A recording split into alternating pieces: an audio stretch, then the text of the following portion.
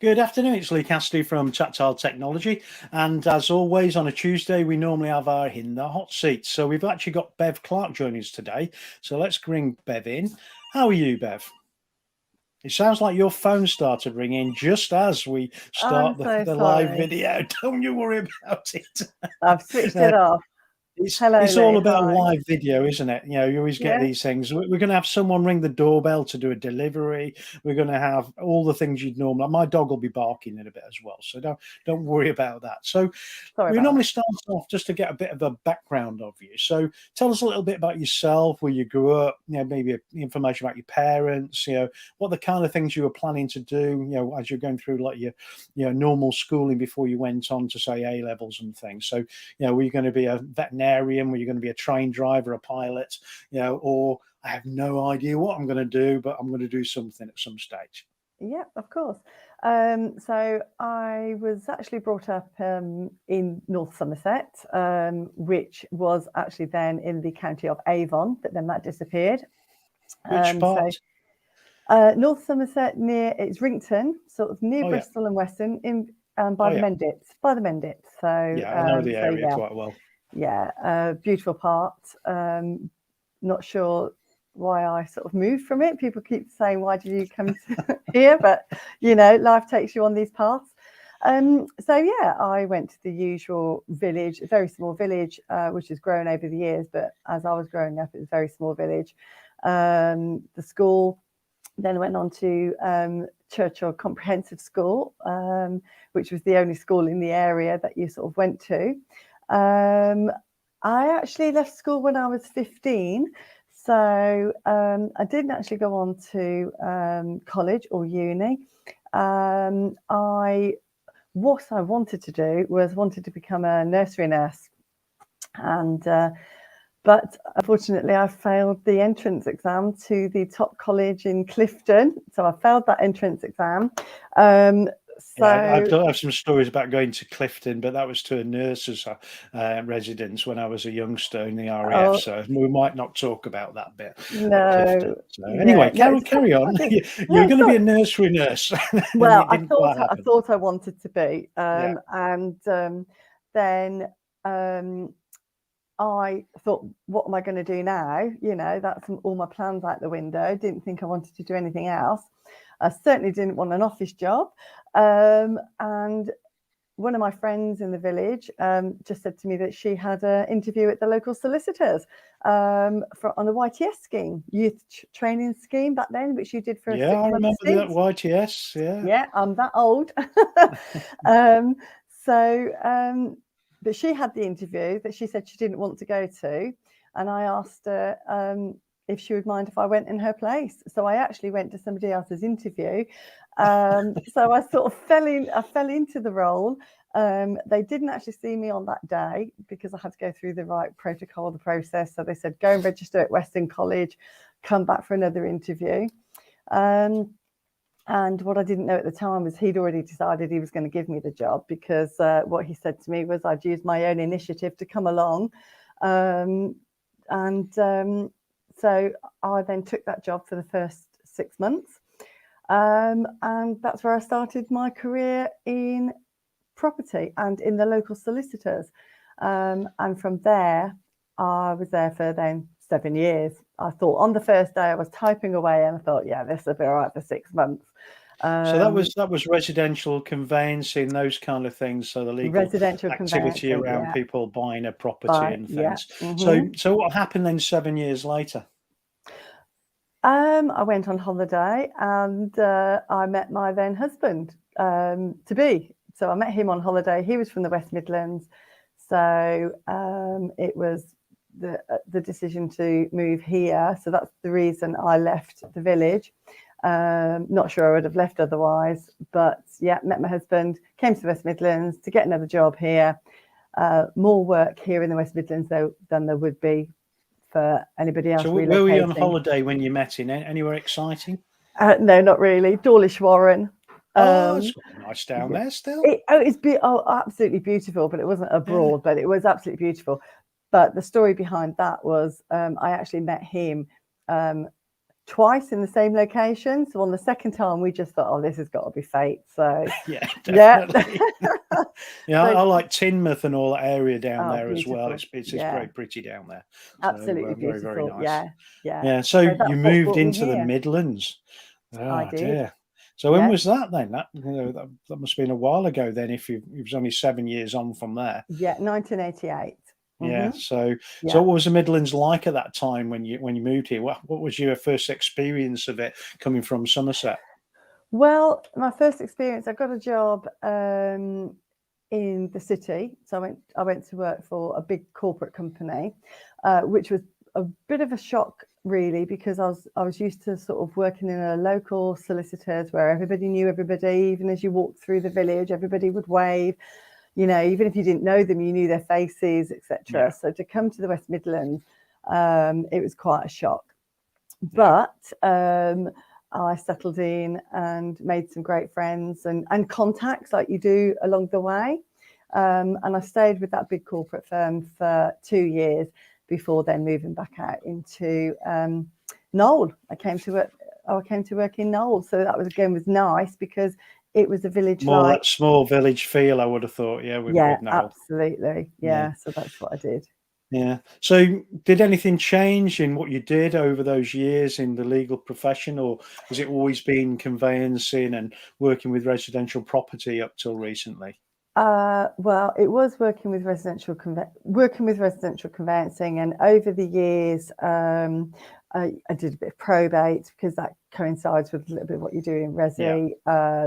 Matrimonial, you get to know a little bit of those sort of Yeah, because industries somebody as gets well. divorced, they've got to get rid of the house, haven't they? Or Absolutely. So somebody buys it from the other. So so there's a little bit of a interesting times. crossover into those sort of industries. But as I say, I sort of started as office junior at 15, and then worked my way up the ladder. When during my career, over the period of time, then I sort of in that mix, I had children. So then they become my focus, and obviously trying to juggle family life with children. I've got 3. I thought I planned that very, very carefully. I thought I'd have 1 and then another one, but then I had 1 and then 2 came along, so I had twins. So, best laid plans and all that.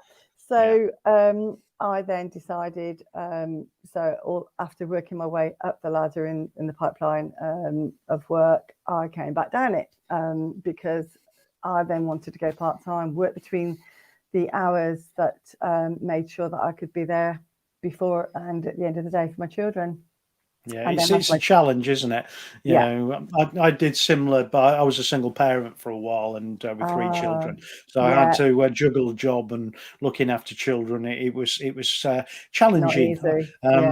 What would I say? Character building, definitely character building. Absolutely. That's a good word for it. Yeah, definitely. So I'm assuming that they've grown up a bit now. So what changed after that? Did you start climbing the ladder again?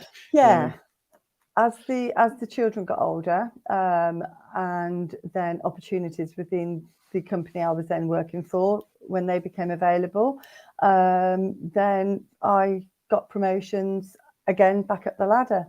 And it was, I suppose, it was in 2008/9 when sort of the recession hit, and that hit everybody in the property market, the financial world. Then my company that I worked for moved me to a different department for 6 months to save me from risk of redundancy. And then they asked me to come back to residential conveyancing and help them rebuild their business, the residential department. It was a difficult time, wasn't it, for a lot of people through 2008 and afterwards. So, a lot of businesses struggled, with things. So it was a really challenging time. Speaking of other challenging time, how has the last 24 months been? Because that's been very difficult as well. Because I know you didn't move over into commercial property until later. So at the beginning, what happened with that residential sector and the type of work that happened? Did it change a lot early days of the pandemic? Yes, I mean, I've been in residential conveyancing now sort of so I started when I was 15, so I've had over 35 years experience in that sector. I've seen the highs, I've seen the lows, and the last 18 months has probably been unprecedented. Not seen anything like it before. So bit of a turbulent time. So the then company I was working for at the start of the pandemic, we were closed down for say 3 months, but then we reopened, and it was the property boom really. Opened the doors, the floodgates, and the stamp duty holiday, and yeah, it was a tough time for everybody in the industry. And because I'm the BDM, business development manager, help businesses grow, I suppose people then start seeing like, oh, well, perhaps, you know, Bev is superfluous to requirements because maybe the business is already there. Yeah, so you don't need any more business because we've got plenty. Yeah, so tap was turned off a little bit, and so my position became a little bit untenable there. So so I moved on. So after being in sort of other companies for 7 and 14 years, I'll say the last 18 months has been where this is my third job in that time. It is difficult times, though, you know, so you expect, you know, difficult circumstances during difficult times. Yeah. So, you know, it sounds like though you've had those ups and downs, and now you've found your feet where you want to be, and it sounds like you're much happier where you are as well. It's about 6-7 months you've been there. I have been there 6 months. Just started in July. So you mentioned earlier you've just got through your probationary period as well. I have, yeah. Just so you're part of the furniture now. I certainly am. Fingers crossed. Yeah. So I've passed that, so that was really good. Yeah. So a big change though, because you've moved over from doing the residential to commercial property. So tell us a little bit about the differences between residential and commercial, maybe the types of activities, the importance of legal work, any of the things that you think are really different between the two from your experience. It's just the circles you're moving, I suppose, because residential conveyancing, your business to consumer, rather than we are now business to business. That's where you're building your connections and who you sort of want to target your audience, let's say. So we are commercial property. We're construction and development. So we operate in the commercial property and construction area, and then we do dispute resolution. And we're also bid writers. So we've got professional bid writing services as well. So we're a group of 3 companies. So it's quite exciting, a great company to be part of, and to be able to promote. I've been in the customer services industry for a long time, and I believe you can only sell or promote something that you believe in yourself. We were talking about that earlier, and I fully agree with you there. Anybody works in any type of sales capacity, you've got to believe in the product or service that you deliver to be able to sell it to anyone. Because if you're not confident in it or have any passion for it, there's no way you're going to be able to deliver it in the way you should. Yeah, no, totally agree. And again, it's so, and all I would say, going back into the differences, so here it's a different industry, and for me, you know, if I'm honest, initially it was a bit overwhelming coming out of resi for all those years into something totally unknown, and I just thought, oh yeah, how different can it be? And I thought, wow, it really is. So I find myself at weekends plugging into YouTube, learning all about construction contracts and what does it mean and everything like that. So every day's a score day. So I'm sure it's quite different, because especially with multi-occupancy buildings, or you know, one's built for commercial premises, whether that's retail or for offices, it is very, very different, and some of the legal requirements are much higher as well. I think most people know, you know, you've got specific, you know, gas, electrical type surveys you need to be done on a residential property, but when you do it on a business property, it's completely different, isn't it? The levels have got to be so much higher, because it's health and safety of people who either work there or actually taking over that building. It's quite different, isn't it? It is very different. Yes. Yeah. So you mentioned about disputes and things. Mhm. So what kind of disputes do you tend to work with? Is it around disputes around land, construction, problems? What are the key areas that you would see Yeah. problems there normally? With so any sort of thing, as I say, we're in the sort of property and construction sector. So anything, with project management, if it's gone wrong, you've got the build wrong. We've had a major project where there was a company had bought some land to then build on, to open up a bigger premises to operate from, grow their business. And the structure actually of the building wasn't right from the ground up, wasn't sustainable, and therefore they couldn't move into broaden their business. So those are the sort of construction disputes. And there's some quite big ones going on at the That moment was a big still, one. coming Yes. from the Grenville Tower, that they're pushing now for some of Yeah.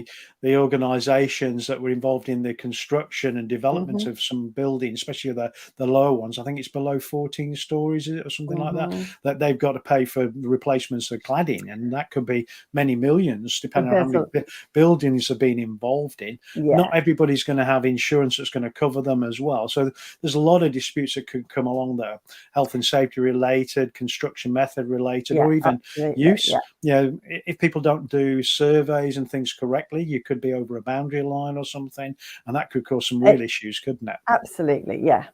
So masses of problems there. So who would you normally be dealing with as a customer in your business development role? Who is it specifically within a construction company or others that you would actually deal with directly? In the businesses we want to work with, and so civil structural engineers. Yeah. Those. Yeah. So the engineering side of things. What The about engineering. what about on the business side itself?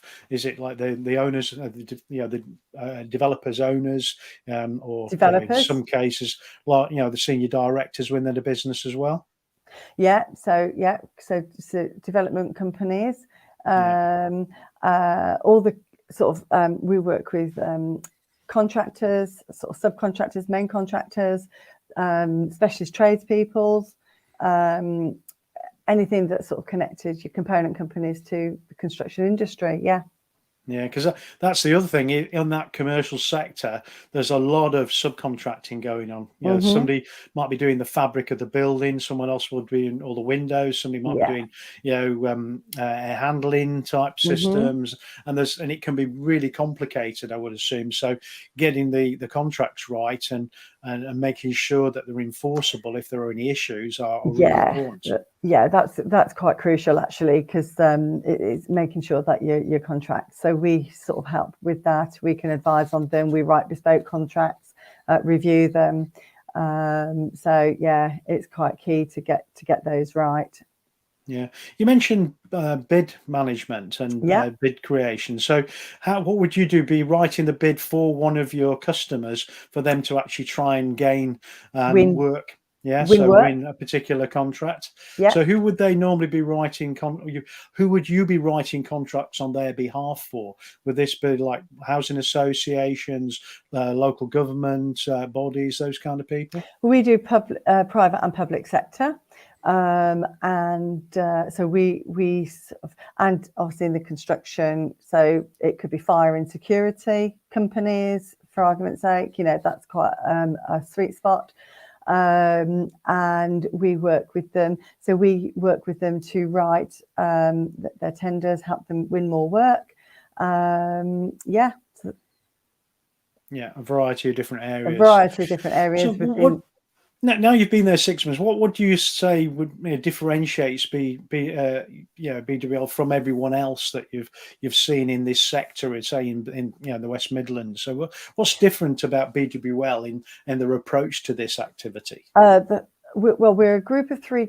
We're a group of three companies. So we're legal. So we've got legal practice regulated by the SRA. We've got quantity surveyors, so the construction consultancy services regulated by RICS, and then we've got the professional bid services team. And we do project management. So we're a little bit of a boutique. So we collaborate and we bring everything together for you. I think we're quite unique in the marketplace there. So that's what makes us really a little bit different. So we have the offerings of the bigger corporate companies with the specialist team, probably a little bit at the fraction of the cost, but with still the absolute same service that you would get. Okay. And So if anybody's interested, we've got the BWL Group logo at the bottom. So have a look at the site, see what's there, and if there's anything that you might find beneficial working with them. So yeah. it must be quite buoyant at the moment, is it, in this space? Because you always seem to see buildings being constructed around the West Midlands. What coverage do BWL have? Is it just around the West Midlands, or is it countrywide? National. It's national. Yeah, so national. Everywhere then. Yeah, so it's national. So we have offices based in Tamworth.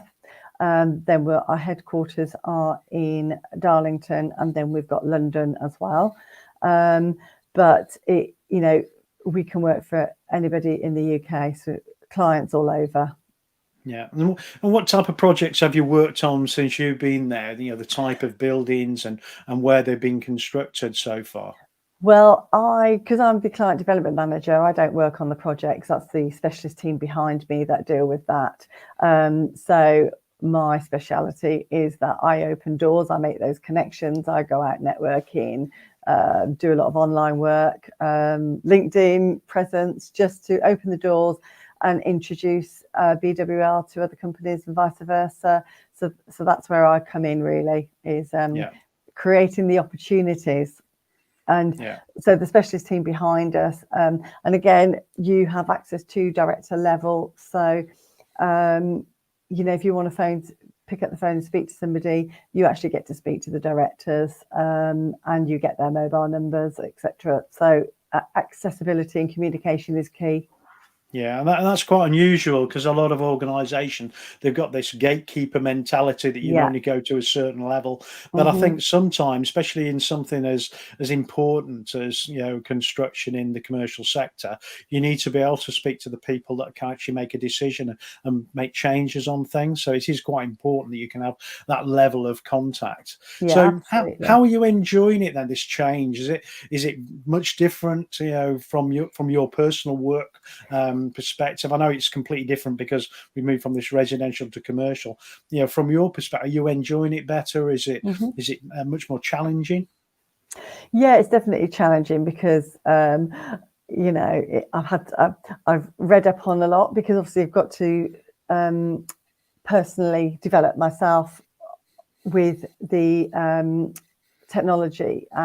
technology, absolutely, because for people who know me know that I'm an absolute technophobe, so I've had to learn a lot, and especially on social media, reading, because obviously I want to educate myself into what I'm promoting and selling. So, but I have to say that I've got a great team, they're great trainers, and that's another aspect of what we do. We because they're very good in training and sharing their knowledge with others. We do attend property events where we do the question and answers, and we are there at the end of these property developers networking events. So involved in panel discussions, specialist discussions around specific areas of legal or project management or construction type methodologies and things. Which it's important to lead, isn't it? It's important to be out there telling people, these are ways you can do things to do things better, and help people. And looking at buildings, they are becoming more technology focused as well, especially commercial sector buildings, because we've got a lot of technology incorporated integrated in them within the building fabric, but also within the use of the building, because most commercial properties, we've got some kind of IT infrastructure, maybe access control, CCTV, alarm systems. So they're getting very, very complex. And what so we do a little bit in that area. And what we're also seeing is more this smart capabilities coming into it, and people are looking at things like air quality management and understanding more what's happening within a building as well. So it is getting very technical, but again, from your perspective, you don't really need to know that much. You just need to show the benefits of the technology and what the technology can do, for the end user, as it were. Yeah, absolutely. So, but to go back to your question, like, am I enjoying it? Absolutely, and it's great to be working with a nice team of people. So, and I would just say you're never too old to stop learning. So true. And I am quite a bit older than you, and I'm still learning every day. I'm not sure about that, Well, I don't know. Yeah, we'll talk about it offline afterwards. Oh, okay. So, coming back to what you're doing, everything. What do you think going forward? Things will be for the West Midlands, especially because we've got a number of things coming on. We've got the Commonwealth Games this year. We've also got this HS2, which seems to be slipping a little bit each time, but there's quite a lot of work going towards HS2 at the moment. They're looking at the lines, some of the other infrastructure like stations going in. There's a big hub down towards Birmingham International Station. There's going to be a big hub over there. So there's quite a few activities around that. Do you think that's going to help, with the property sector, especially on the commercial side within the West Midlands? I do. I think there's quite a lot of positivity around the industry. There's lots going on. So I think it's quite exciting times ahead. Yeah, and we can see the amount of development that's gone on within Birmingham itself. It's immense, isn't it? You go through Chamberlain Square, it's quite different to years gone by with that old 70s construction of a library and things. It's very different. It's really quite exciting to be part of it and see all those changes, especially from my point of view, coming to the West Midlands and to see how it's developed and changed.